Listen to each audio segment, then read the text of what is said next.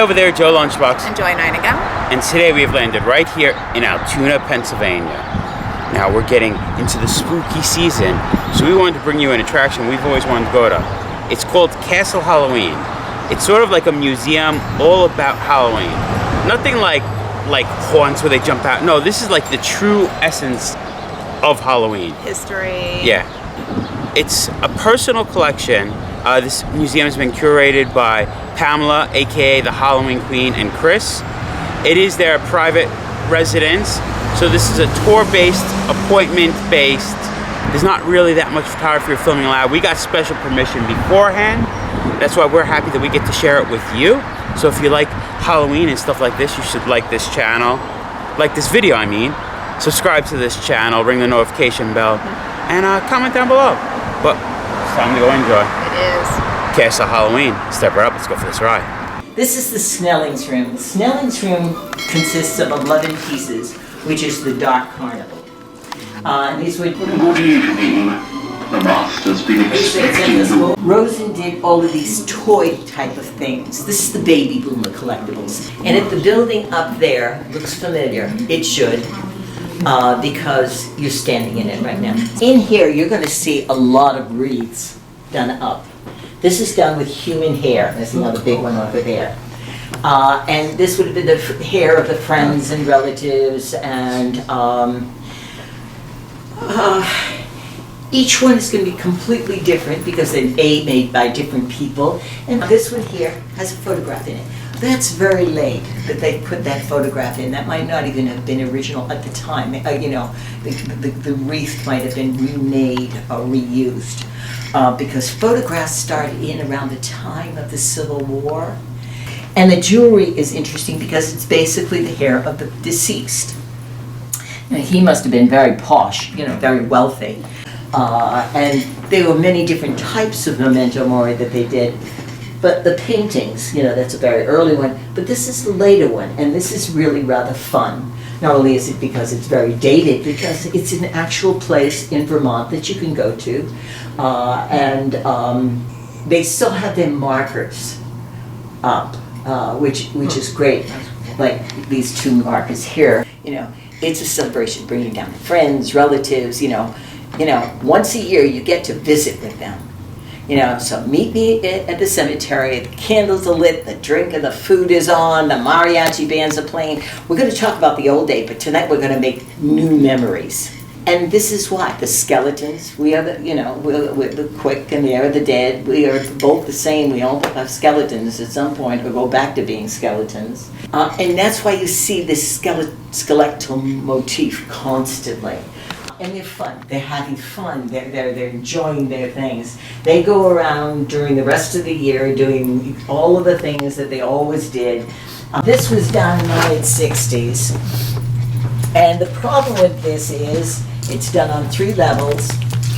It weighs 500 pounds. These were in the arcade halls being used day and night. Section of our library down here, just to give people an idea of what goes on with our research and stuff. But you'll see more of these veggie people and fruit people. Mm-hmm. And look, they're always benign. They're always happy. Down here are the glass candy containers. Now, I said that most things were made in Germany, but the glass pieces and the tin was basically done here.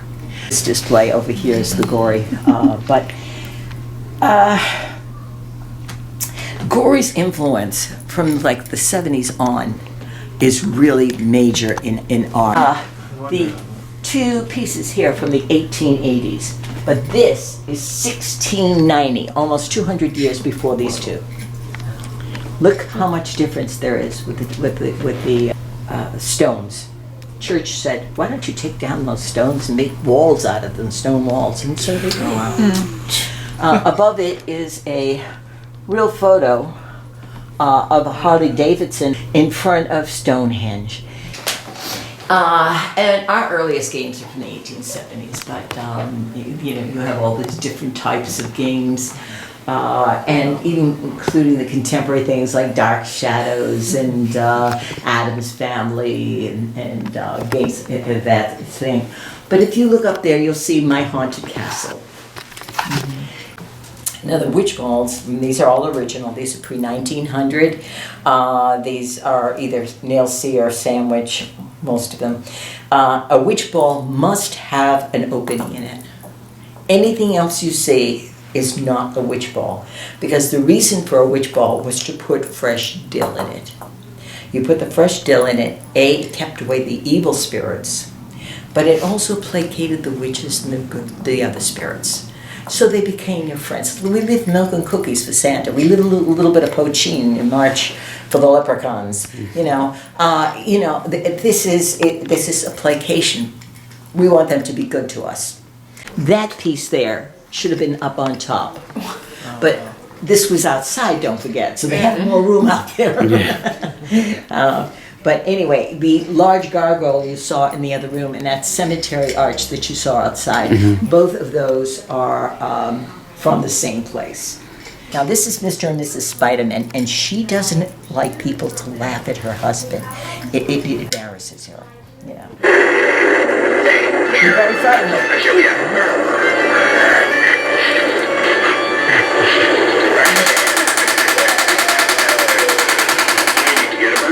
Situation. Wow, I can see my grave from here.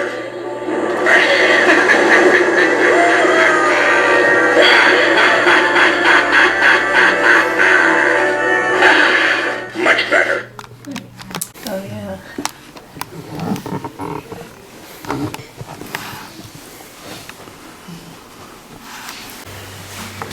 These are the chocolate molds that they made the candies from, these metal molds. These are Day of the Dead skull molds, sugar skull molds, which are very, very rare. Ice cream molds and lollipop mold over there. Most advertising is regional. So if you look at the Pangburns Ragtime poster back there, that's the height of cheesecake. I mean, that is so spectacular.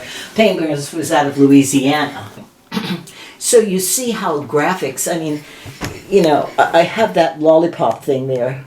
Gives you the idea of the difference between the old and the new. Some of the, a lot of difference. You'll see over the door, costumes should be flame-proof. And when that happens, it makes such an incredible difference. There's also another one of the potters above the door over on the side there. But the company that made the most of the box costumes was Collegeville. They did about 75%. Manelli, Judy Garland's daughter when she was a little girl. Wow. And you'll see UNICEF stuffed around. You see right over there, that is the original prototype by Don Featherstone of Union Products. And that's the front and the back of it, and it weighs a ton. That becomes the light-up piece that you would see in the stores. You would expect to find out in the woods. It was bringing in the green man. It was bringing in the blessings of the outside into the home to get you through the winter. So what would you put on that tree?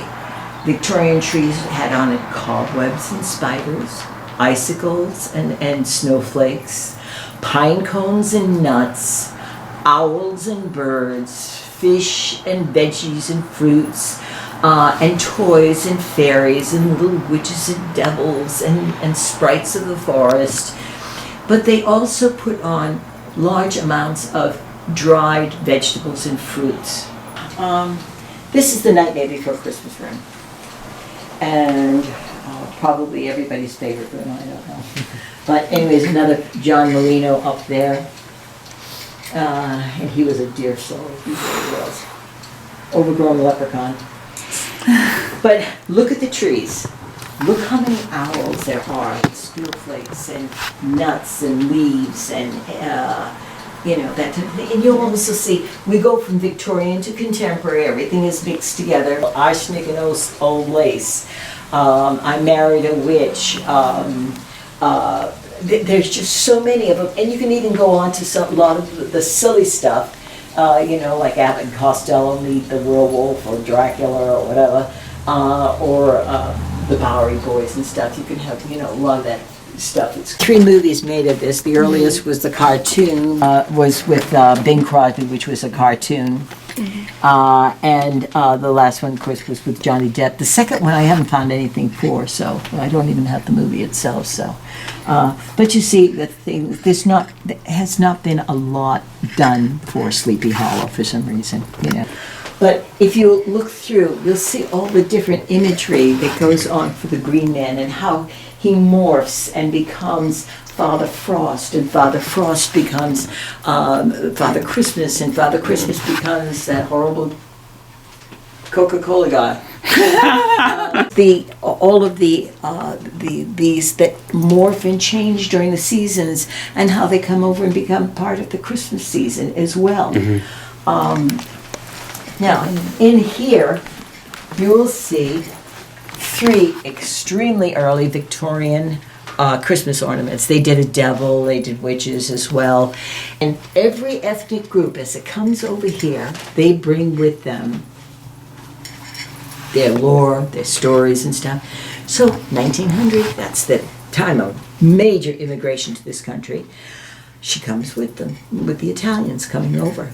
And so Strega is not only the witch, she's the giver of the gifts, she's the midwife, she's the grandmother, the aunt, the witch, the keeper of the law, and the old stories and stuff like that. Very important figure. This is where we have started with our Salem witch stuff in here.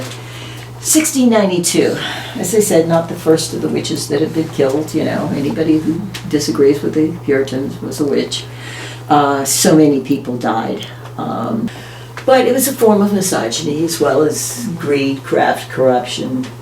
1692, it's not the 19 who was sent to the gallows. It's not the man that was pressed to death. It's the hundreds of people who were pulled out as witches and called out. And it didn't make any difference what age you were. And you think of Dorcas Good. She was 4 years old when they called her out as a witch. She was tortured, you know, thrown in prison. She called out on her mother. And they land on your roof. They make coffee. And then they fly and bring prosperity to your home. And then they fly off to this mythical mountain called Blackula. They bring some more coffee, make some more coffee, and stew and do whatever witches do, and then fly off to their towns and villages and bring more prosperity there. Around 1900, the Swedes are coming over to this country en masse. And with them, she comes with them. But she, like Bafana, gets integrated into our society. She morphs, she changes. So she becomes our kitchen witch, our cooking witch. You know, they all find their niche and become part of what we have here. So there you have it, Castle Halloween. I'm always honored. I've said this in other videos, when museums are actually people's homes, their personal collections, and they let us into their house. To be able to share their knowledge and their collections, to me, is one of the greatest gifts, because it's so personal. Like, this is their passion. It's not like some building where they hire a 20-year-old kid to work there and they don't know anything. Like, people that dedicate their lives to this, you could just ask so many questions and keep learning and learning. Yeah, the knowledge behind it. And like, Pamela was so nice. The fact that she let us film, because there's no real filming or photography allowed in the museum. She says let's just take one photo. I don't know what that one photo would be normally, because she actually let us film. We didn't film everything. She let us film a little. Greatly appreciate her opening the doors for us. Greatly appreciate her letting us film. An incredible day. Yes. We love holidays, and we definitely love Halloween. So this was a dream come true, to be able to come here, to see this, to document it. I couldn't be happier. I think we could call it, though. I think so. Castle Halloween. Been there, done that. Remember, folks, safe travels. Goody. And live life.